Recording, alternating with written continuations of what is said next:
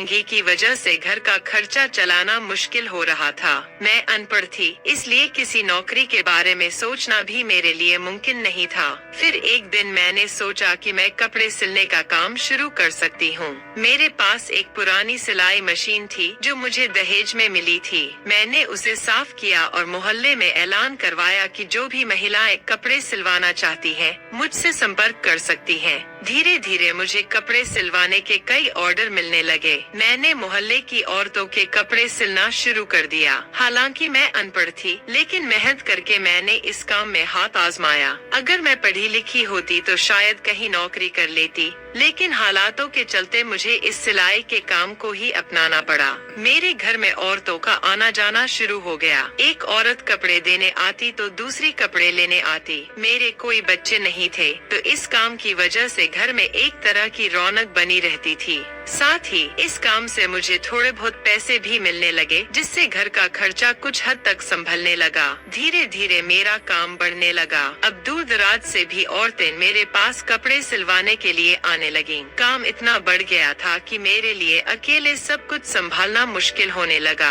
दिन ब दिन काम की मात्रा बढ़ती जा रही थी और मैं लगातार सिलाई मशीन पर बैठी रहती थी, जिससे बहुत थक जाती थी। तब मैंने मोहल्ले की कुछ लड़कियों को अपनी मदद के लिए बुलाया। मैंने उन्हें सिलाई का काम सिखाया और बदले में उन्हें थोड़े पैसे भी देने लगी। कुछ लड़कियां बहुत छोटी थीं, तो मैंने उन्हें मशीन चलाने का तरीका सिखाया। कई दिनों तक मैं उन्हें ट्रेनिंग देती रही और जब वे थोड़ी अच्छी तरह से सिलाई सीख गई, तो मैंने उन्हें भी कपड़े सिलने का काम देना शुरू कर दिया। कुछ लड़कियां बहुत छोटी थीं और मैंने उन्हें सिलाई मशीन चलाना सिखाना शुरू किया। कुछ दिनों तक मैंने उन्हें ट्रेनिंग दी, लेकिन शुरू में उन्हें काम में काफी दिक्कतें आईं। कई बार कपड़ा मशीन में फंस जाता, सुई टूट जाती या फिर मशीन की टांग खराब हो जाती। एक दिन मेरी एक लड़की की सिलाई मशीन खराब हो गई। मशीन में कपड़ा फंस गया था और मैंने बहुत कोशिश की कि मशीन ठीक हो जाए, लेकिन वह ठीक नहीं हुई। मजबूरन मैंने उस लड़की को छुट्टी दे दी और कहा कि वह अपनी मशीन ठीक करवा कर आए। वह लड़की घर जाने लगी। इसी समय मेरा भाई खाना खाने के लिए घर आ गया। मैं किचन में जाकर उसके लिए खाना गर्म करने लगी। तभी मैंने खिड़की से देखा कि मेरा भाई उस लड़की से पूछ रहा था, तुम छुट्टी लेकर घर क्यों जा रही हो? लड़की ने जवाब दिया, मेरी मशीन में कपड़ा फंस गया है, इसलिए मशीन खराब हो गई है। दीदी ने छुट्टी दे दी है, कल किसी से मशीन ठीक करवा कर आऊंगी। लड़की की बात सुनकर मेरा भाई बोला, यह क्या बात हुई? बाहर से मशीन ठीक करवाने की, जब घर में ही कोई है जो मदद कर सकता है। लड़की ने तुरंत कहा, अगर आप मेरी मशीन ठीक कर दें तो आपकी बहुत मेहरबानी होगी, वरना मुझे बाबा को कहना पड़ेगा कि मशीन बड़े बाजार में भिजवाएं और बाबा साइकिल पर मशीन ले जाते वक्त गिरते पड़ते जाएंगे। लड़की की बात सुनकर मेरा भाई ने मशीन की जांच शुरू की और बोला, तुम्हारी मशीन में जंग लग गया है, यह बुरी तरह जाम हो चुकी है, इसे ठीक से खोलना पड़ेगा। लड़की ने हैरानी से पूछा, मतलब आप मेरी मशीन ठीक नहीं कर सकते? मेरा भाई हंसते हुए बोला, नहीं, मैं इस काम में माहिर हूँ। लड़की खुशी से बोली, ठीक है, मुझे एक सूट सिलना है, जल्दी कर दीजिए। मेरा भाई ने कहा, मशीन को मेरे कमरे में ले आओ, मैं वहीं ठीक करूँगा। लड़की थोड़ी घबराई, लेकिन भाई ने बताया, मेरे सारे औजार कमरे में ही हैं, इसलिए मशीन वहीं ठीक करूँगा। लड़की मशीन लेकर मेरा भाई के कमरे में चली गई। मैंने खाना गर्म करके चारपाई पर रख दिया, लेकिन काफी समय हो गया और वे दोनों कमरे से बाहर नहीं आए। दोनों जवान थे, इसलिए मैं थोड़ी चिंतित हो गई। मैंने कुछ देर इंतजार किया और सोचा कि अगर मैं अंदर जाती हूँ तो मेरा भाई मुझसे नाराज हो सकता है। काफी देर बाद थक हार कर मैं भाई के कमरे की ओर जाने लगी। तभी लड़की मशीन लेकर बाहर आई और बोली, दीदी, मशीन ठीक हो गई है। मुझे राहत मिली कि मशीन ठीक हो गई और हम अपने काम में लग गए। थोड़ी देर बाद मेरा भाई भी कमरे से बाहर आया और चारपाई पर बैठकर खाना खाने लगा। हमारे पड़ोस में शादी थी और उन्होंने अपने सारे कपड़े मुझे सिलाई करने के लिए दिए थे। समय की कमी के कारण मैं थोड़ी चिंता में थी, लेकिन भाई ने लड़की की मशीन जल्दी ठीक कर दी, जिससे मेरा काम आसान हो गया। खाना खाने के बाद मेरा भाई बोला, आगे से अगर किसी की मशीन खराब हो तो मैं हमेशा मदद के लिए तैयार हूँ। मैं उसकी बात पर हंस पड़ी। इस काम से मुझे अच्छे पैसे मिल रहे थे और इस वजह से मैं बहुत खुश थी। शादी को 3 साल हो चुके थे और घर की आर्थिक स्थिति कुछ खास अच्छी नहीं थी। शादी के तुरंत बाद ही मेरे पति पैसे कमाने के लिए विदेश चले गए थे। पिछले 2 वर्षों से वह दुबई में काम कर रहे हैं। हर 6 महीने या साल में एक बार छुट्टी पर घर आते हैं और 1 हफ्ते घर पर बिताने के बाद फिर से दुबई लौट जाते हैं। इस लंबी अवधि के दौरान घर में मेरे साथ मेरे सास ससुर और एक मेरा भाई रहते हैं। मेरे सास ससुर बुजुर्ग और बीमार हैं और ज्यादातर समय अपने कमरे में ही पड़े रहते हैं।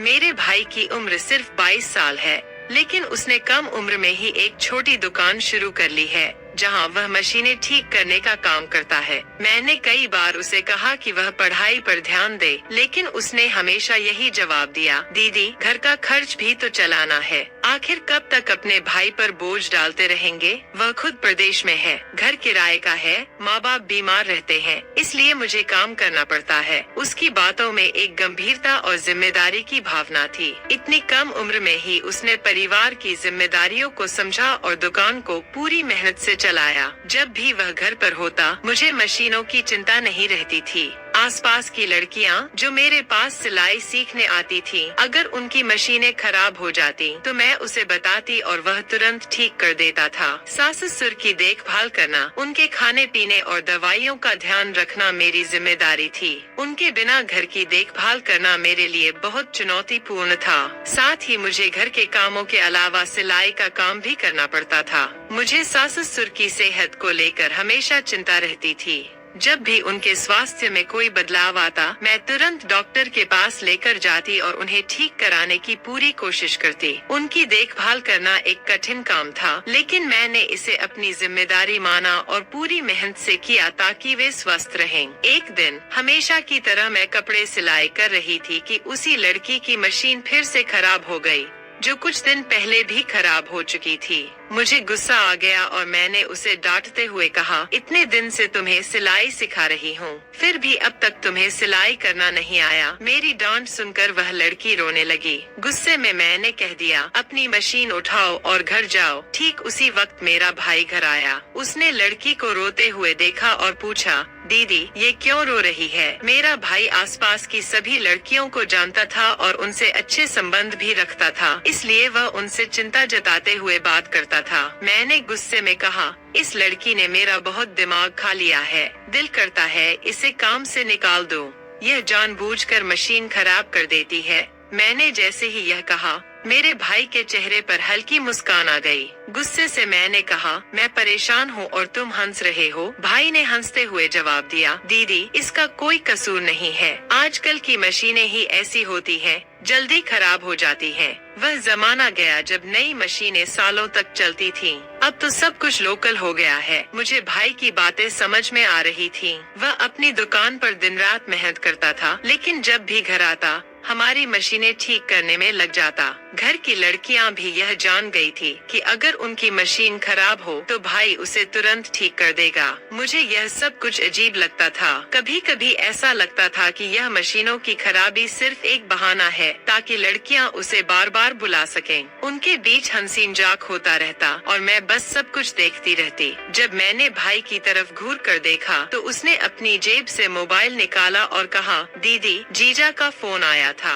आप उनसे बात कर लें, आपका गुस्सा दूर हो जाएगा। पति का नाम सुनते ही मेरे चेहरे पर मुस्कान आ गई। मेरा भाई शरारती था और अक्सर मुझे छेड़ता रहता था, लेकिन सच यह था कि कई दिनों से मेरे पति से बात नहीं हुई थी। शायद वह काम में व्यस्त थे। मैं अक्सर मेरा भाई से कहती थी, मुझे कॉल मिला दो, मैं बात कर लूं, और वह हमेशा कहता, दीदी आज पैसे नहीं हैं, कल कर दूंगा। लेकिन आज उसने अचानक से मुझे मोबाइल थमाया तो मैं सब कुछ भूल गई। मैंने भाई से मोबाइल लिया और अपने कमरे में चली गई। कई दिनों से पति से बात नहीं हुई थी तो बहुत सारी जरूरी बातें करनी थी। करीब 1 घंटे बात करने के बाद जब मैं कॉल काटने ही वाली थी तो पति बोले, माँ बाबा से भी बात करवा दो। मैंने मोबाइल उठाया और सास ससुर के कमरे में जाकर उन्हें भी बात करवा दी। वे भी बहुत खुश हो गए। जब मैं कमरे से बाहर निकली तो देखा कि मेरा भाई वहाँ नहीं था। तभी एक लड़की ने बताया कि वह रिया की मशीन ठीक कर रहा है।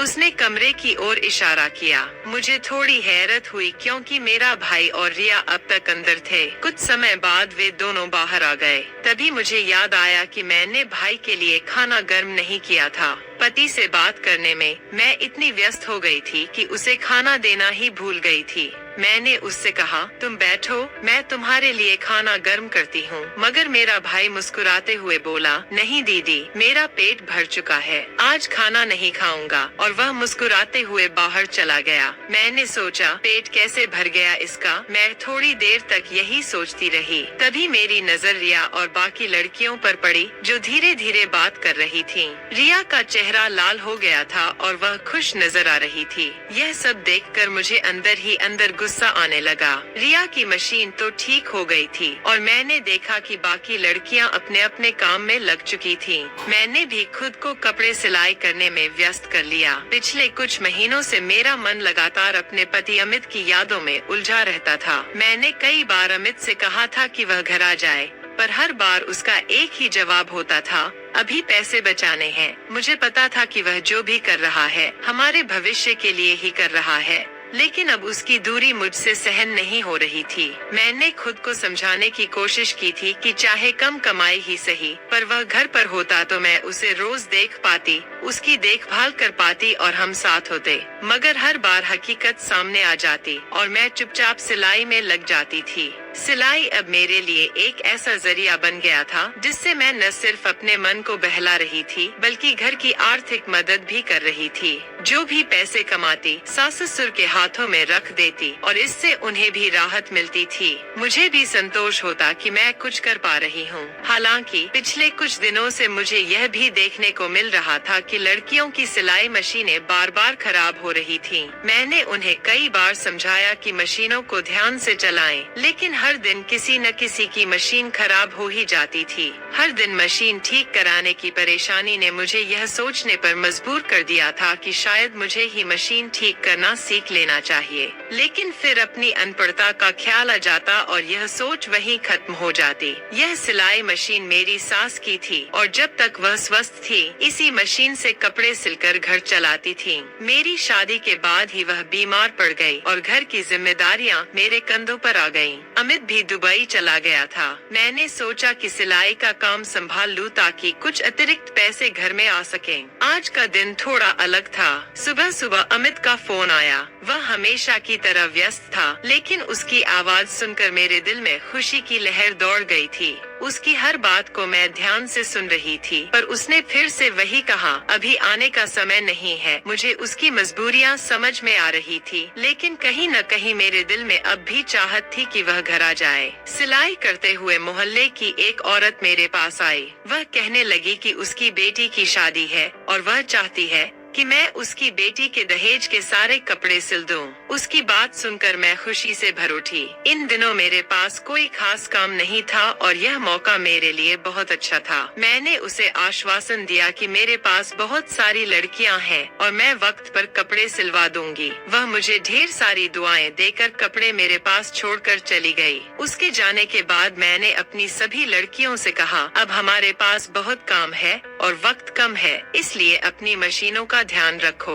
अगर किसी की मशीन काम के दौरान खराब हुई तो उसे मैं काम से निकाल दूंगी। मेरी इस बात पर एक लड़की हंसते हुए बोली, दीदी आज आपका भाई आएगा, हम सब अपनी मशीनें उसी से ठीक करवा लेंगे। उस लड़की के चेहरे पर हल्की मुस्कान थी जिसे उस वक्त मैं समझ नहीं पाई। मैंने इसे हल्के में लिया और सोचा, चलो भाई आ जाएगा तो मशीनें भी ठीक हो जाएंगी। लेकिन कहीं न कहीं मेरे मन में कुछ खटकने लगा था। मेरे भाई और लड़कियों के बीच का व्यवहार मुझे कई बार अजीब लग चुका था। मैंने पहले कभी इस बात को गंभीरता से नहीं लिया था। मेरा भाई एक जिम्मेदार लड़का था और हमेशा घर के कामों में मदद करता था। उसे मशीनों की अच्छी जानकारी थी और जब भी किसी की मशीन खराब होती वह खुशी खुशी उसे ठीक कर देता था। लेकिन आज उस लड़की की हंसी और उसकी बातें सुनकर मेरे मन में हलचल होने लगी। मैंने सोचा, क्या मैं कुछ नजरअंदाज कर रही हूँ? क्या लड़कियाँ मेरी बातों को हल्के में ले रही हैं? उस समय मैं कपड़ों को चेक कर रही थी, इसलिए मैंने बिना ज्यादा सोचे कह दिया,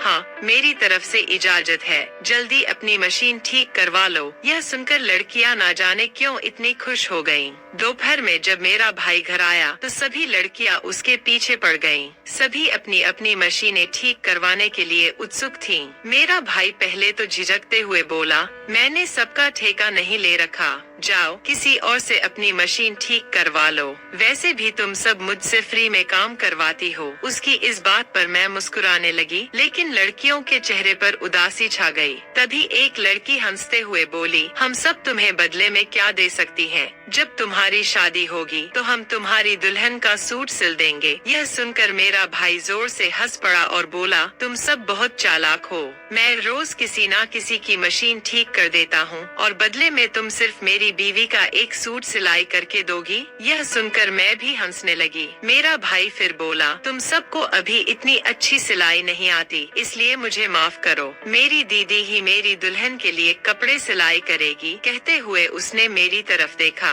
मैं मुस्कुराई और लड़कियों से कहा, अभी मेरा भाई बहुत छोटा है। तभी एक लड़की ने हैरानी से मेरी ओर देखा और बोली, आपका भाई इतना लंबा हो गया है, फिर भी आप इसे छोटा कहती हैं। भाई मेरी ओर देखने लगा, शायद यह जानने के लिए कि मैं क्या जवाब दूंगी। उसकी आंखों में मजाक और शरारत झलक रही थी। वह इस तरह की बातों का खूब मजा ले रहा था, लेकिन मैं जानती थी कि भले ही वह उम्र में बड़ा दिखने लगा हो, असल में अभी भी उसकी शादी और जिम्मेदारियों के लिए तैयार होने का समय नहीं आया था। हमारे घर के हालात भी वैसे अच्छे नहीं थे। मैंने सोचते हुए कहा, लंबा हो गया है तो इसका मतलब यह नहीं कि इसकी शादी कर दी जाए। शादी के लिए और भी बहुत चीजें चाहिए होती हैं। हम इसकी शादी 5 साल बाद करेंगे। मेरी यह बात सुनकर भाई हंसने लगा और लड़कियां भी मुस्कुरा उठीं। उसके बाद मैंने कहा, अब जल्दी से काम करो, तब तक मैं अपने भाई का खाना गर्म कर देती हूँ। यह कहकर मैं किचन में चली गई और खाना गर्म करने लगी। जैसे ही मैंने किचन में कदम रखा, मेरे मन में कई तरह के विचार आने लगे।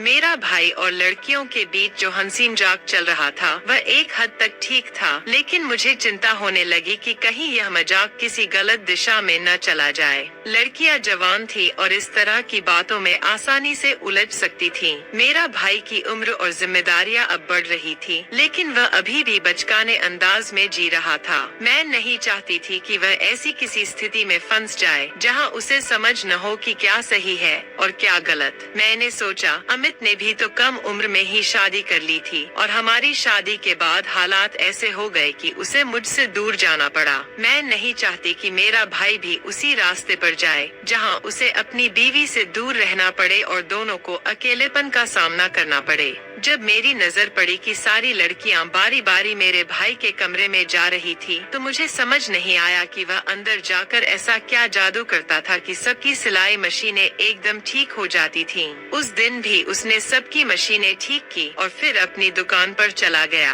अगले दिन से मुझे बहुत सारा काम करना था, इसलिए किसी लड़की को काम से उठने नहीं दिया। उस दिन मेरा भाई भी घर नहीं आया था। कपड़े बहुत सारे थे, इसलिए मैं खुद भी बिजी थी। मैंने सोचा था कि जल्दी काम खत्म होते ही अपने ससुराल चली जाऊंगी, क्योंकि कई दिनों से वहां जाने का मौका नहीं मिला था। लेकिन परेशानी तब शुरू हुई जब एक दिन मेरी खुद की सिलाई मशीन खराब हो गई। कपड़ों का ढेर पड़ा था और मैं नहीं चाहती थी कि लड़कियां इतने कीमती सूटों की सिलाई करें, क्योंकि उनके हाथ में इतनी सफाई नहीं थी। सुबह सवेरे ही मशीन खराब हो गई थी। लड़कियों ने मुझे परेशान देखा तो कहने लगी, दीदी आप क्यों फिक्र कर रही हैं? आपका भाई है न, वह आपकी मशीन ठीक कर देगा। यह सुनकर बाकी लड़कियां आपस में बातें करने लगी और मैं समझ नहीं पाई कि वह क्या कह रही थी।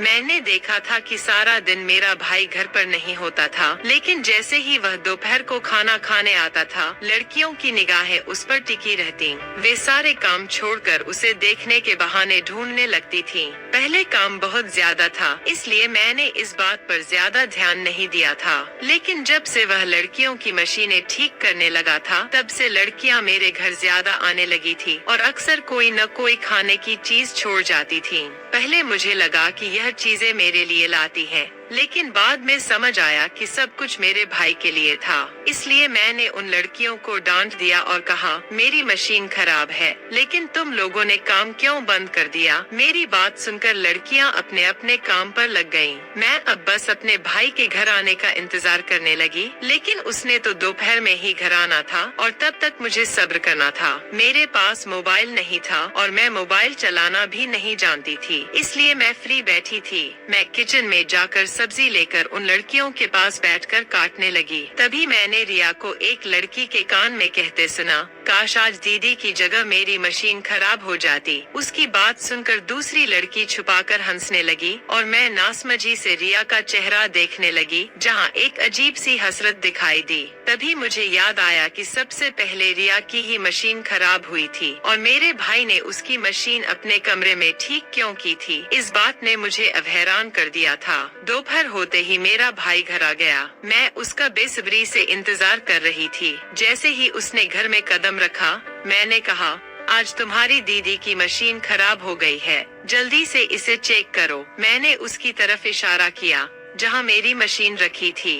भाई ने एक नजर मुझ पर डाली और फिर मशीन की तरफ बढ़ गया। मैंने उसे कहा, पहले तो मेरी मशीन अच्छी भली थी, मगर आज सुबह खराब हो गई। मेरी मशीन में अक्सर कपड़ा फंस जाता था और इसे ठीक करने का काम हमेशा मेरा भाई करता था। एक दिन मैंने उसे फिर से मशीन दिखाने के लिए बुलाया। उसने मशीन चलाई और देखा कि कपड़ा फिर से फंस रहा है। वह कहने लगा, दीदी आपकी मशीन में जंग लग गया है, इसे पूरी तरह खोलना पड़ेगा। मैं अनपढ़ थी और मुझे मशीनों की ज्यादा समझ नहीं थी, इसलिए मैंने उससे कहा, मुझे इन सब की ज्यादा जानकारी नहीं है, जो भी करना है जल्दी करो, क्योंकि मुझे बहुत सारे कपड़े सिलने हैं। अगर देर हो गई तो मोहल्ले की औरतें दोबारा मेरे पास कपड़े नहीं लाएंगी। मेरी बात सुनकर मेरा भाई बोला, दीदी आप टेंशन क्यों ले रही हैं? मैं इसे अभी ठीक कर देता हूँ। यह कहकर उसने मशीन ठीक करने का काम शुरू कर दिया। थोड़ी देर बाद वह कहने लगा, दीदी इसे यहाँ ठीक नहीं कर पाऊंगा,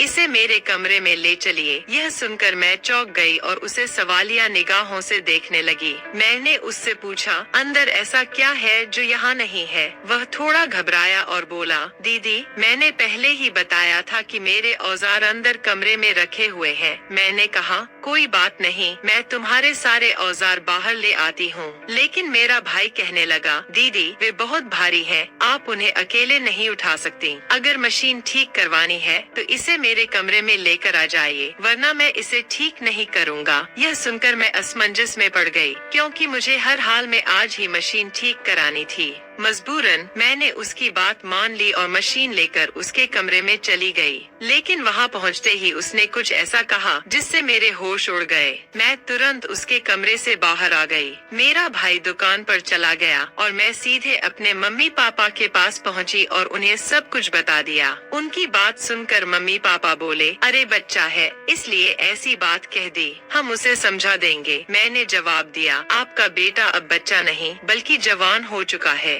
इससे पहले कि वह कोई और गलती कर बैठे, हमें उसकी शादी कर देनी चाहिए। मम्मी ने कहा, लड़की कहाँ से लाएं? मैंने कहा, इसकी फिक्र मत कीजिए, आप जिसे बच्चा समझ रहे हैं उसने पहले ही अपने लिए लड़की पसंद कर ली है। मैंने मम्मी पापा को रिया के बारे में बताया और यह सुनकर वे हैरान रह गए। अगले दिन उन्होंने भाई से रिया के बारे में पूछा तो वह तुरंत खुशी से मान गया और मेरी ओर देखकर मुस्कुराया। कुछ दिनों बाद मैं रिया के घर रिश्ता लेकर गई। उसके घर वालों ने भी कोई इनकार नहीं किया और 1 महीने के भीतर मेरा भाई की शादी हो गई। इस घटना ने मुझे एक महत्वपूर्ण शिक्षा दी, जब लड़का या लड़की जवान हो जाए तो उनकी शादी में देर नहीं करनी चाहिए, वरना कई समस्याएं जन्म ले सकती हैं। रिया हमारे घर की बहू बनकर आई और हम दोनों ने मिलकर सिलाई का काम शुरू किया। इससे हमारे घर की आमदनी भी दुगुनी हो गई। काजल की कहानी हमें कई महत्वपूर्ण बातें सिखाती है। सबसे पहली यह कि जीवन में आने वाली चुनौतियों का सामना धैर्य और साहस से करना चाहिए। दूसरी यह कि अपनी इच्छाओं और सपनों का सम्मान करना जरूरी है। काजल ने अपनी परिस्थितियों के अनुसार खुद को ढालते हुए सही रास्ता चुना। और सबसे महत्वपूर्ण शिक्षा यह है कि रिश्तों में समझ और सहानुभूति का होना आवश्यक है, तभी जीवन में संतुलन और खुशी बरकरार रहती है। काजल ने अपने परिवार के साथ जुड़कर उनकी समस्याओं को समझा और उनकी देखभाल की। यह हमें सिखाता है कि रिश्ते तब ही मजबूत होते हैं जब हम एक दूसरे की भावनाओं को समझते हैं और उनकी कद्र करते हैं। काजल की यात्रा यह दिखाती है कि जीवन में सफलता के लिए धैर्य और संघर्ष बहुत आवश्यक होते हैं। कठिन परिस्थितियों में भी उसने हार मानने की बजाय मेहनत और लगन से समस्याओं का सामना किया और अपने परिवार की भलाई के लिए निरंतर प्रयास करती रही। इससे हमें यह सीखने को मिलता है कि जीवन की चुनौतियों का सामना करने के लिए साहस और संयम बनाए रखना बहुत जरूरी है। काजल ने यह स्पष्ट किया कि परिवार की जिम्मेदारी सिर्फ एक व्यक्ति की नहीं होती,